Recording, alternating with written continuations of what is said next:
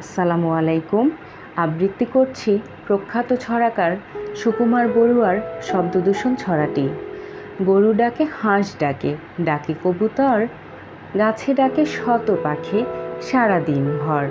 মোরগের ডাক শুনি প্রতিদিন ভোরে, নিশিরাতে কুকুরের দল ডাকে জোরে। দোয়েল চড়ুই মিলে কিচির মিচির, গান শুনি ঘুঘু আর টুনটুনিটির। শহরের পাতিকাক ডাকে ঝাঁকে ঝাঁকে, ঘুম দেওয়া মুশকিল হর্নের হাঁকে। সিডি চলে, টিভি চলে, বাজে টেলিফোন, দরজায় বেল বাজে, কান পেতে শোন। গলিপথে ফেরিওয়ালা হাঁকে আর হাঁটে, ছোটদের হইচই স্কুল মাঠে। পল্লীর সেই সুরে ভরে যায় মন, শহরে জীবন জ্বালা শব্দ দূষণ। ধন্যবাদ।